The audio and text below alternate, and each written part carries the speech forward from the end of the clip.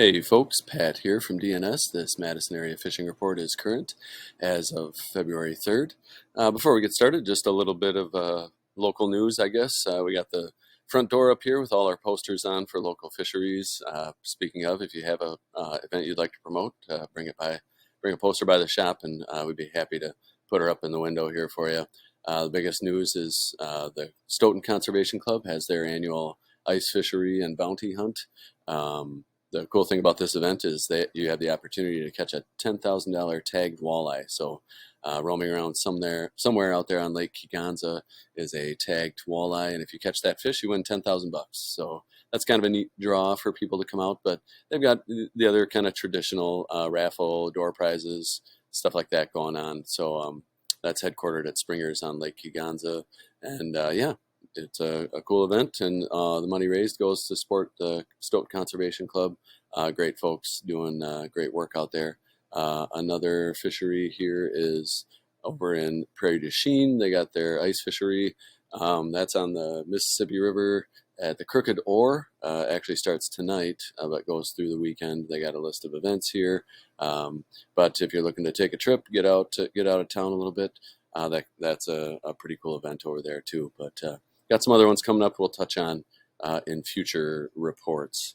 The other thing, I guess, if the family's looking for something to do, or maybe just a little bit of warning to folks headed out to Lake Mendota, the Frozen Assets Festival is this weekend. That's down by the Edgewater on, the city side of Lake Mendota there.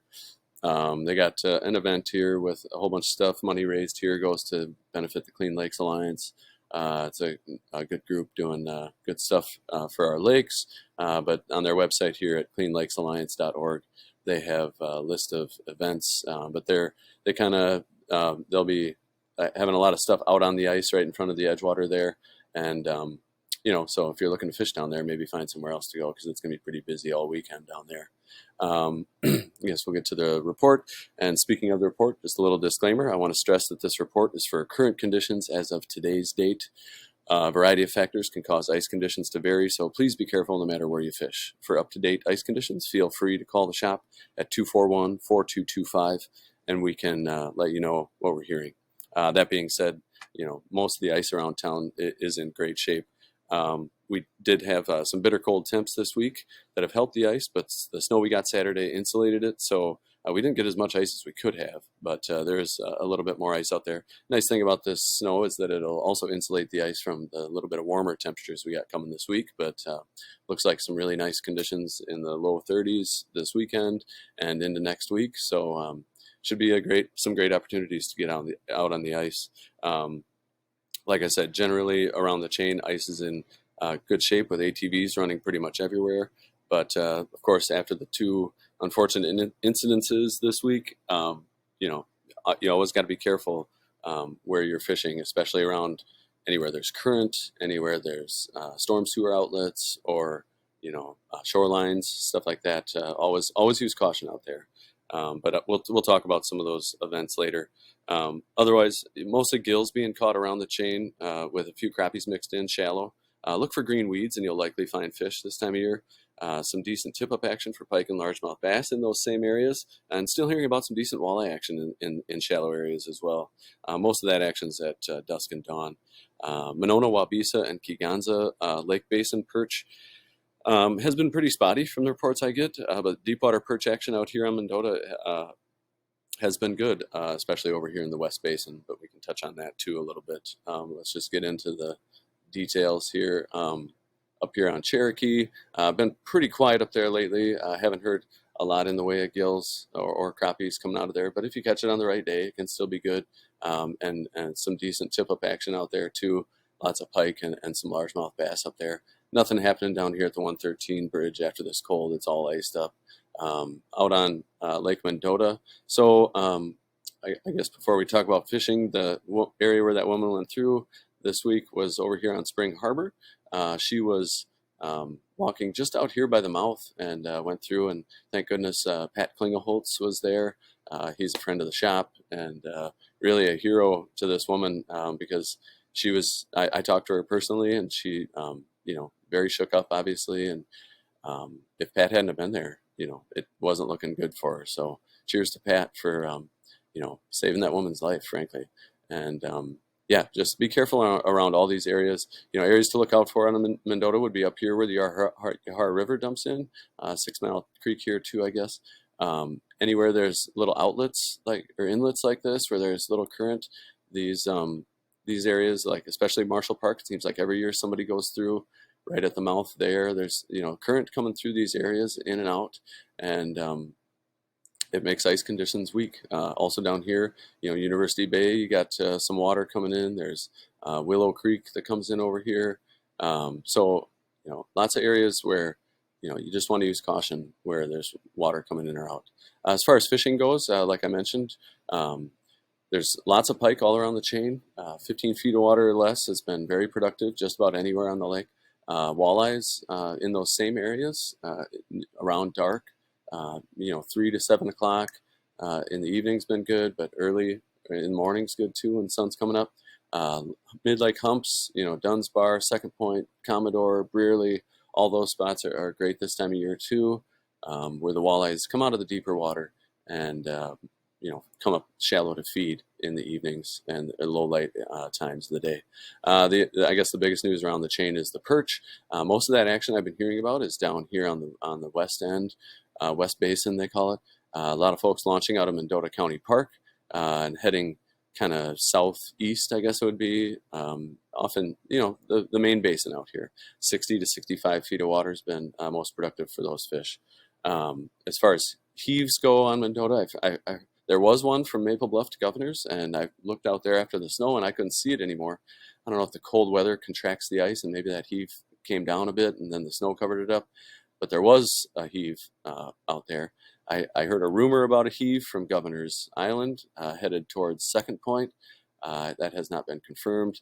I heard about another heave from the golf course down here headed out around Second Point and then beyond Picnic Point, but I haven't had any confirmation of that either. So if you know of any heaves or any bad ice conditions out there, please leave them in the comments below or contact us here at the shop. We like to hear about those. Besides the perch, shallow water panfish action has been spotty at best. I hear about some fish at different areas around the lake. Anywhere you can find some green weeds, and that'll be a common theme through this report. Anywhere you can find green weeds, you'll likely find panfish. But around Mendota, it's been a tough search for some of those fish. Down on Monona, honestly, I haven't heard a lot of action coming out there. I've driven around town. I drive by there every now and then. I haven't seen a lot of folks out for perch or really much action going on at all. There is some good panfish action down here in Monona Bay still. I've heard the crappies have moved in there. I know they were getting some fish for the the kids were picking up some crappies at the Yahar Fishing Club event that was down here in Brittingham Park. So the crappies have kind of moved in there. So that's something that usually happens this time of year. That bite should remain good until late ice. Otherwise, not a lot of panfish action out on the main lake. Haven't heard much for perch. The few reports I have heard has been the action's been spotty with a few schools marked here and there, but a lot of lookers and very few takers. An area of caution out here. Of course, always use caution around the Yahar Lake or Yahar River where it dumps into the lake, and 6 Mile Creek over here, and then I'm sorry, Starkweather Creek, and then you've got the rock pile out here off Tony Watha. That's been open water for a good part of this winter. It's probably capped over right now, which actually makes it more dangerous because you might not see, what kind of ice you're on. So just be careful in this area in general. And of course, down here where the Yahar comes out, there's a lot of times open water down there. Over on Upper Mud, I've heard there's 8 to 10 inches on Upper Mud and Wabisa, generally speaking. Folks are getting fish out here in the dredge hole on Upper Mud, and access has improved there with these colder temps. Of course, the other really unfortunate incident was the guy who went through up here on the north end. A lot of folks think he might have been up here by the trestle where the ice is always bad. There's strong current comes through there, but according to the Dane County Sheriff, he was just 150 yards out from Lake Farm Park here, so quite a ways from where the ice is typically something you have to worry about. And when that happened, it was a bad snowstorm, and a lot of factors really make that a tragic story. So our thoughts definitely go out to his family and friends. But other reports around the lake haven't really heard much off the north end other than a few pike, some gills in weeded areas around the lake too. If you can find shallow weeds, again, you'll likely find panfish. Heard about some walleyes off Hog Island, some in the Babcock Park area and down to Bible Camp. The bluegill bite on the south end, still haven't heard much down there. A few people picking up panfish here and there, but it's not the bite that it was. But down here on Kegonsa remains Kegonsa. It's just can be super hit or miss. Folks that have been out looking for perch out here have found a lot of fish, but a lot of lookers and no takers, or very few takers. The same thing up on Wabisa. I don't think I talked about the perch up there, but yeah, there are people getting fish, but it's just very few and far between. I've heard about some gills in shallow areas. With weeds around, mainly on the south end of the lake here, but those fish are super hard to find. And of course, this is the lake where they got the tournament or fishery this weekend. So, it's worth a look trying to find that $10,000 walleye. So go down there and maybe check that out. Down to Lake Koshkonong, haven't heard much down here. A few people getting some short walleyes from what I hear. I heard they're driving vehicles out on the ice. I'm not sure I would recommend that, but and be careful up here where the Rock River comes in. But yeah, action I've heard down there has been pretty quiet. We got, I guess, Beaver Dam up here. Let's go see Beaver Dam. Has been a lot of good numbers of walleyes coming out of there, but still struggling to find some size. Over to Devil's Lake, I've heard about some folks come in and they say, "Oh, I just smacked them. I caught my limit in 10 minutes." And other people come in and say they sat out there all day and didn't get anything. A lot of the action comes down here along the southeast shoreline, and sometimes it's a very early morning bite, and sometimes it's a middle of the day bite. So it's very typical for folks to have varied reports over there. Over to the Wisconsin River, haven't heard much of anything out of the Prairie du Sac Dam. I saw one report of somebody getting a walleye or two in there, but I got to imagine there's quite a bit of shelf ice after this cold snap up and down the river. Up to Lake Wisconsin, I've heard the walleye bite up there has been a bit of a struggle. Some short fish being caught, but not a ton of action that I've heard about anyway. Some crappies still being caught if you can find wood. Action over here on the Fingers and the Wayland's Grade has been slow from what I've heard. But yeah, that's always and of course be careful too, because there's current, and again, you just never know what the ice conditions will be out there. Haven't heard much up towards the Dells. Castle Rock Lake has been quiet from what I've heard. I had a few people come in that have said they've struggled out there. Upstream here to Petenwell, I've heard some good reports of some walleyes coming off some of the deeper areas.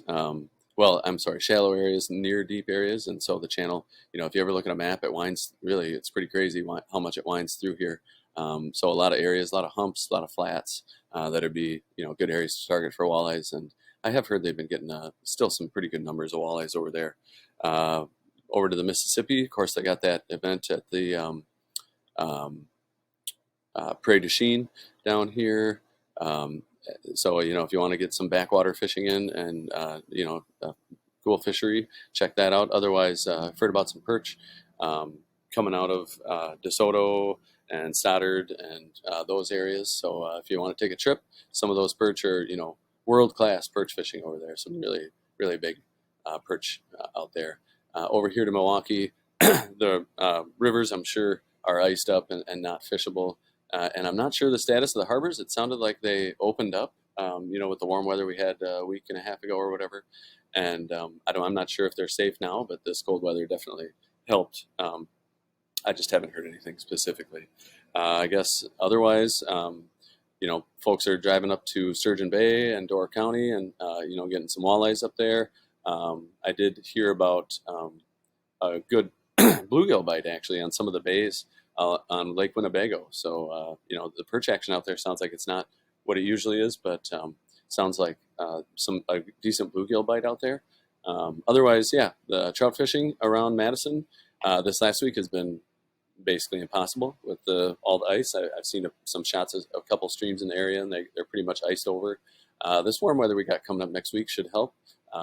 Good choices for that. Or again, a woolly bugger run through with it, maybe a beadhead nymph dropped behind it, run through some deep holes. Can definitely produce fish this time of year. It's also hard to ignore the magic of the pink squirrel as far as a fish catching fly this time of year.